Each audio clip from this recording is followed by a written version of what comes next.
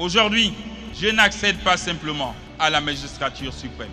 Je prends un engagement, l'engagement de servir, de protéger et d'unir tous les Gabonais, y compris ceux de la diaspora. C'est le sens de mon serment prononcé ce jour.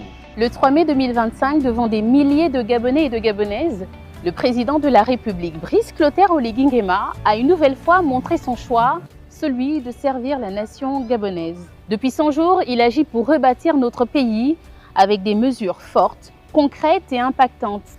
Mais bien plus que des actions, il a instauré, dès le départ de sa magistrature suprême, une méthode de travail exigeante fondée sur la discipline, la performance et l'obligation de résultat, pour ainsi faire du Gabon un pays modèle et souverain, capable de prospérer dans tous ses secteurs économiques, industriels, social, énergétique, numérique, culturel et appuyé par une diplomatie active et rayonnante. Son objectif est simple, améliorer le quotidien des Gabonais, offrir un futur prometteur à notre jeunesse, construire une administration juste, équitable et digne, bâtir des infrastructures et au-delà de nouvelles mentalités dont les valeurs de travail, de respect, d'intégrité sont les piliers. Soucieux de rendre aux Gabonais leur dignité, le chef de l'État a notamment mis en place un programme ambitieux de logement et de relogement, offrant ainsi des maisons aux compatriotes et permettant à plus de familles gabonaises de bénéficier d'un foyer digne.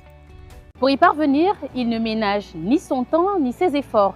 Il veille à ce que l'action gouvernementale serve réellement le peuple à travers des mécanismes de contrôle tels que la gestion transparente des finances publiques, la lutte contre la corruption et l'optimisation des dépenses publiques. En seulement 100 jours, le président de la République, Brice Clotaire Oligui Nguema, a placé les Gabonais au cœur de son action. Mais ce n'est que le début. Ces 100 jours ont permis de poser les fondations d'un Gabon nouveau.